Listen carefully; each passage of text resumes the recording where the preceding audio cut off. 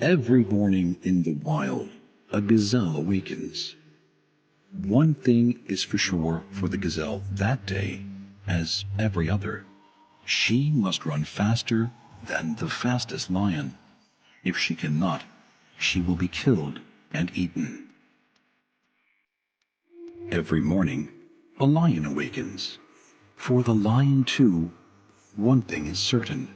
This day and every day, he must run faster than the slowest gazelle. Whether fate names you a gazelle or a lion is of no consequence. It is enough to know that with the rising of the sun, you must run, and you must run faster than the day before for the rest of your days, or you will die. We all have to run the race of life.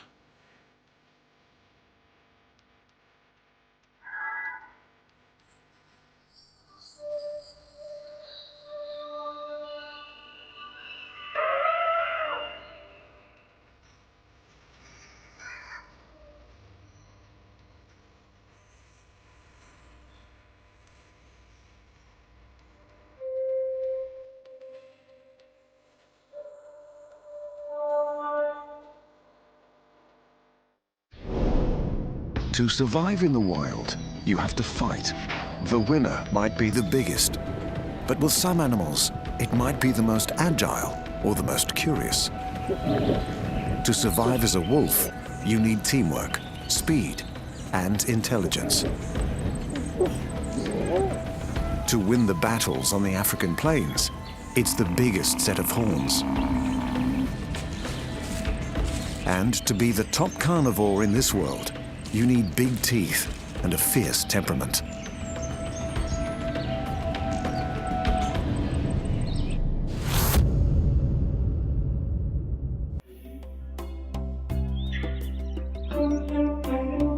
Keeping constantly on the move is just one way to win the race of life.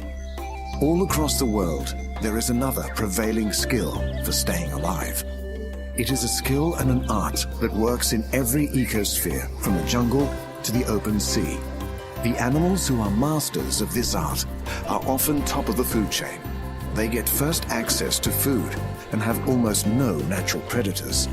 They are strong survivors, from the icy lands of the Arctic to the sun-baked grasses of the equator.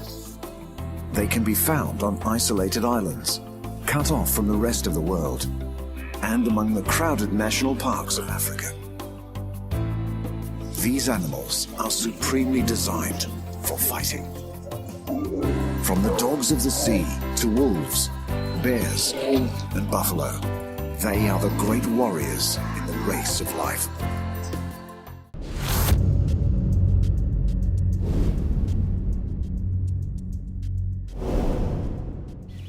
The mountains of America, Asia, and Europe are home to a giant mammal with a fierce nature. He hunts by day in the forests and rivers. His diet includes meat, berries, nuts, and fish. Full-grown males can reach 750 kilos in weight. They have large teeth and an exceptional sense of smell. Some species come to a special place at a special time every year. Bears. This one has come to the river for an event that tests the athletic skills of predator and prey to their limits. Bears are distantly related to dogs, but they have long bodies, stocky legs, and they're much, much bigger. This river is a major highway for a very special fish. Every year, Pacific salmon race along these waters to breed. They have to leap enormous hurdles and avoid being eaten by bears.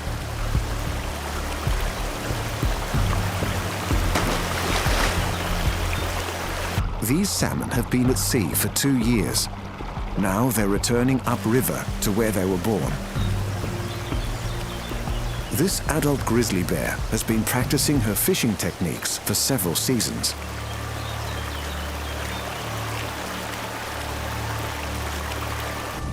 Victory. Despite the huge quantity of fish, catching a slippery salmon is a major challenge. The salmon run is at its peak in June and July, the Northern Hemisphere summer. These fish are an essential protein source for the bear and her family. When the weather changes, there will be almost no food around. She needs to eat as much as she can if she's going to live through the long and icy northern winter. This is a race to the death for fish and bear. Only the fastest and strongest salmon will get past the line of bears. And only the bears who pack in lots of protein will be strong enough to survive when the snow closes in.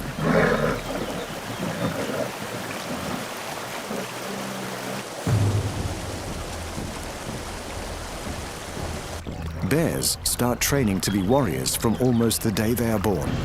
These two cubs spend most of their waking hours playing. But they are developing the skills they need to be good fighters.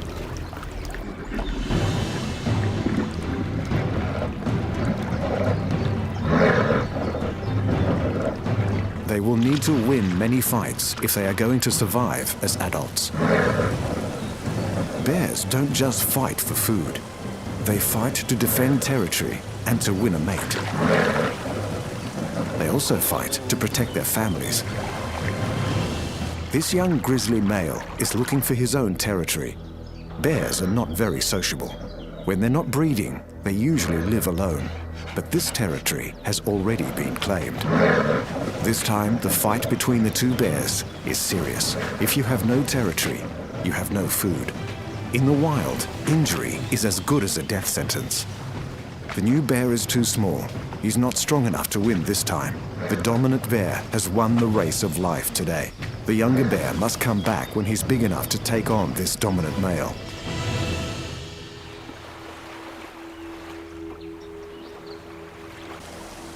This adult female has just made a major kill, and she's not about to share it. A wolf has picked up the scent of the kill. He's also hungry. The wolf is wary as he approaches the carcass. He's no match for the size and strength of the bear.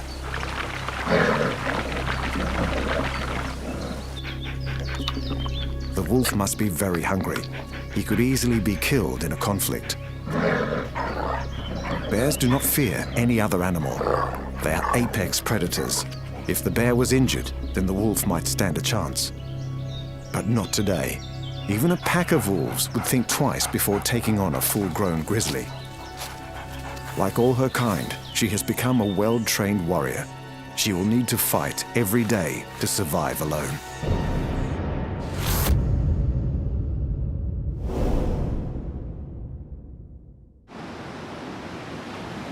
Competition is tough where the land meets the sea. Food can be plentiful, but that attracts a whole host of predators, and somewhere safe to live is often hard to find. Creatures who choose to live here must learn to fight for their share. Sea lions are perfectly adapted to live in this boundary zone, hunting in the water and resting on dry land. They live in vast groups comprising males and females, young and old. Some colonies have over 1,000 individuals. To hold all this territory, sea lions have become intelligent and fierce fighters. There are 7 different species of sea lion. Despite their adaptation for life in the sea, they all have a fur coat and small ears. This adult female is off on a hunt. Once in the water, she's really in her element. She's capable of speeds of up to 40 kilometers an hour. And she can dive down 250 meters.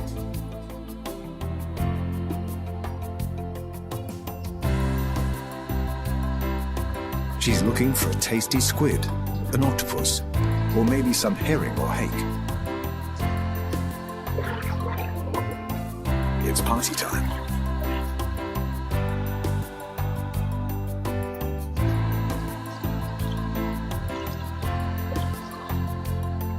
Now they've been fed, it's time to head for home. Sea lions have 2 major predators who won't be far away: sharks and orcas.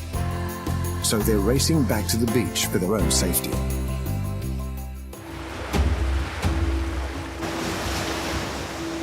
Back at base, the race of life is not over, especially for the bulls. It's breeding season, and only the best fighters will be given the chance to mate. The smaller bull is an intruder. The larger sea lion is fighting to maintain his role as the dominant male. This one has already been in a fight, but he's still up for more.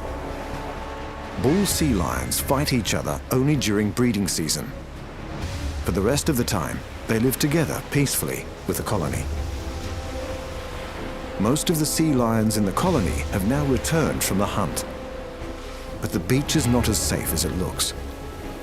A pod of orcas have come for dinner, and they enjoy eating sea lion pups. The sea lions flee for the shallows.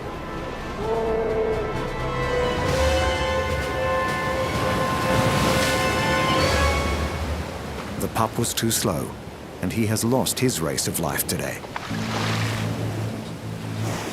No one knows for sure why the whales throw the pups around, perhaps to stun them, or maybe even as a game. The orcas visit this beach every year during sea lion breeding season. It's a perfectly balanced fight for survival.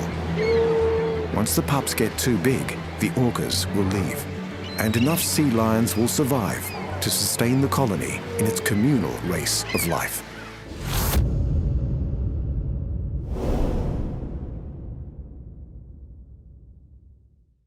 One warrior has played more parts in myths and legends than any other.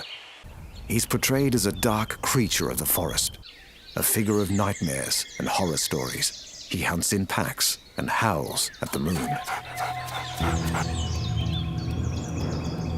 Animals take flight when they sense his approach. The wolf. Wolves have lived close to humans for almost 15,000 years. They came close to our campfires in prehistoric times and have served us as hunters, guardians, and companions ever since. The wolf is the direct ancestor of all our domestic dogs. He's intelligent, social, and a very impressive fighter. Life is tough on the Arctic tundra. There's limited sunlight, not much warmth, and very little food. Your chance of survival is increased if you work as a team. It's springtime. The snow is clearing, and the short growing season is beginning. The reindeer calves have just been born. This mother is nervous. She's seen the wolves. The reindeer break into a run. The pack of wolves is hot on their heels. The Arctic race of life is on. A calf has broken away. The wolves are faster, but the reindeer have more stamina. The she-wolf changes track. Her partner cuts off the calf. It's all over in seconds. The slowest reindeer is down. The wolves have been rewarded for their speed and teamwork. The leader of the pack gets to eat first. This behavior reinforces his place at the top of the wolf hierarchy. His mate will eat next, then the rest of the pack. Wolves have been wiped out in much of Europe and the USA, but they are now being reintroduced in some places with remarkable results. The wolf is the natural predator for large herbivores like elk and deer. When the wolves return to the forest, herbivore numbers are halved. This reduces grazing pressure on the young trees and shrubs. The forest blooms into life. This allows other animals to return, including beavers and foxes. So despite his fearful reputation, the wolf helps every plant and animal in the forest be in balance so they can run their race of life. This white-tailed deer mother has picked up the smell of the wolf pack. She will fight to protect her fawn. The stag moves in to help, but they're safe today. The pack have already made their kill. Wolves guzzle their meat quickly. They go for the soft, highly nutritious parts first. Heart, stomach, and kidneys. Then they feast on the muscle. Excitement over the kill can bring out the warrior instinct. This pack comprises a mother and father, their pups, and last year's offspring. They're one close family. So although the fighting looks fierce, no one will get seriously hurt. The family that hunts together, eats and fights together. And this wolf family is winning its warrior race of life together.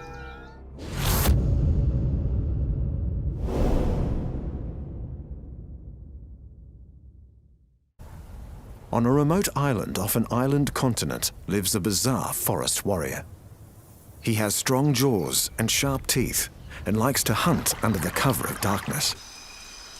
He has become an icon of the ancient forests and valleys, a survivor on this last outpost of wilderness. This is the world's largest marsupial carnivore. He roams for up to 20 kilometers in the search for food and makes his home in holes in the ground.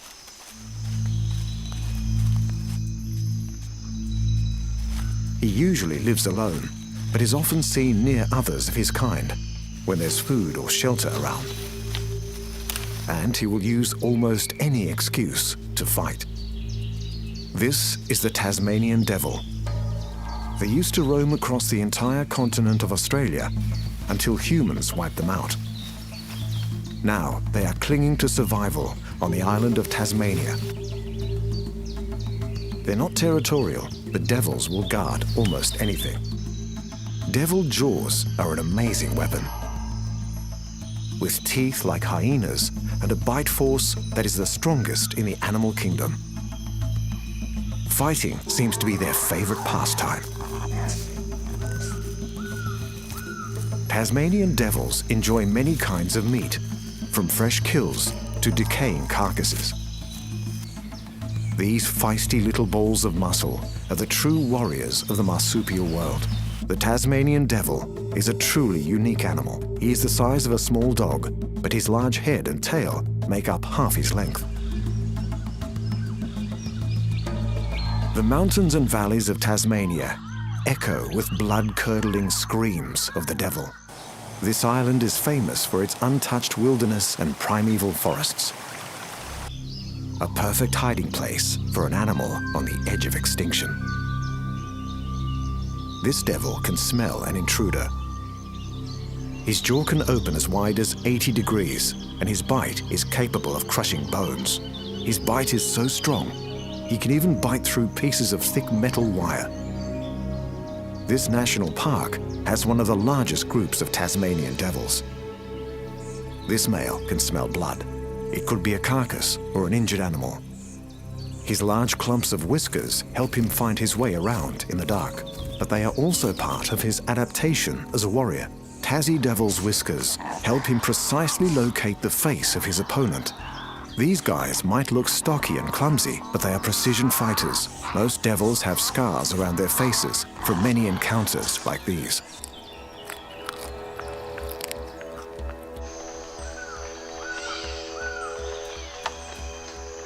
The male has found what he was looking for, a wallaby carcass.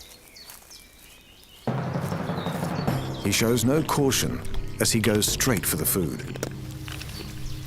Devils are not fussy eaters. This guy will eat a range of meat, from birds, fish and reptiles, as well as vegetation and fruit. But in Devil Land, nothing comes without a fight. A crazy pattern of fighting and eating seems to be normal table manners for the Tasmanian devil.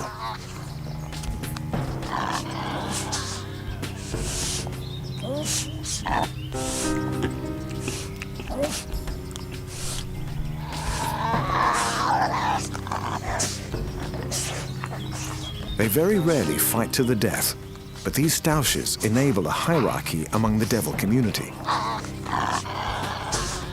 Our big male is top devil today.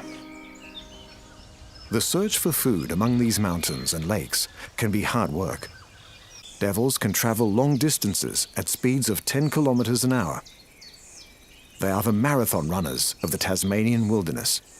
Sometimes they stop and start as they prepare for an ambush. This female can hear other devil calls. Another carcass. This time, there are 5 devils fighting for a share of the meal. Believe it or not, this is a social event. The fierce noises advertise the fact there's a meal to be had to other devils. The amount of noise indicates the size of the carcass. Fights like this keep the animals in the peak of fitness. Muscles, jaws, and high-speed reactions are constantly pushed to their limits. Our female is told to push off, but she won't take no for an answer. If she's not prepared to do battle to eat, then she will not survive. When devils attend these eating frenzies, they are communicating in a complex language. They have 20 different physical postures and 11 different vocal sounds. It might look brutal, but Tasmanian devils are sophisticated fighters with rules and manners.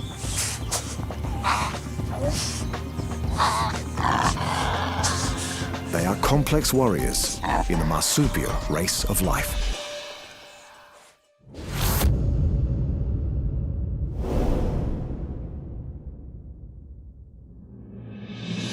One of the most dangerous animals in Africa is famous for his size. He's a menacing presence on the plains and grasslands. He lives among the great herds of herbivores and is most feared for his unpredictable nature. This fierce warrior kills more people every year than lions or leopards, but his main diet is grass. He hides among the tall grasses and reeds, ready to attack at any moment. The Cape buffalo. These impressive animals can stand 1.5 meters tall and weigh nearly a ton. But the reason for their deadly reputation is on their heads. Both males and females have a formidable set of horns. These horns are fused across the base, so they act as sword and shield. Cape buffalo are a species unto themselves, and they stand alone as the greatest herbivore warrior on the planet. This herd is mostly made up of related females and their young. There is one dominant male who can be recognized by the size of his horns. On the fringes of the herd are the young males. They waste no time getting into training with those horns. They start with play fights.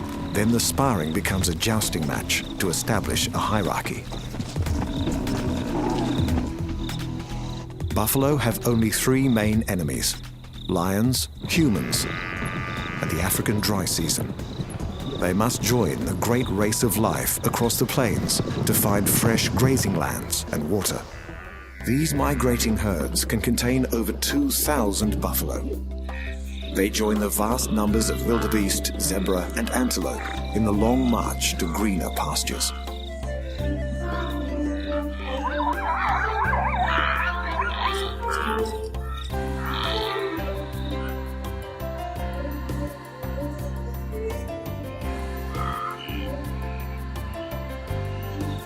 The November rain is what drives these animals to move.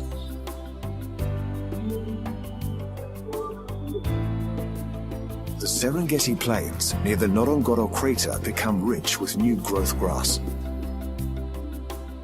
But by May, the grass is all grazed out, and the herds move north towards Kenya's Masai Mara. This is the greatest concentration of animal life on the planet, a true wonder of the natural world.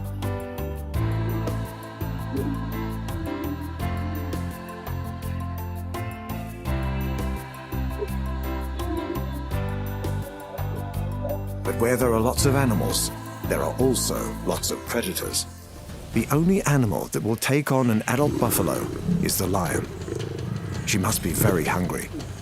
She's risking her life by attacking something so large and dangerous.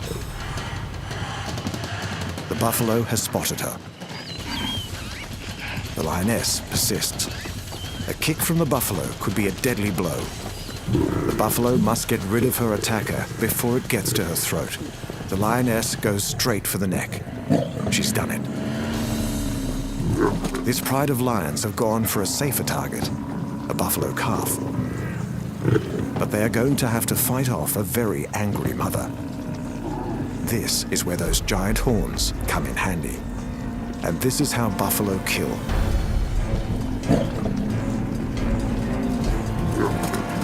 The lioness has pushed it far enough. She's not happy, but the buffalo and her calf have won their race of life today.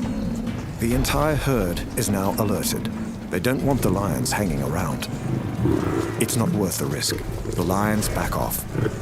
They will have to find their meal elsewhere. The buffalo have not only protected themselves, they have protected their young. In this way, the entire herd of bovine warriors wins their race of life.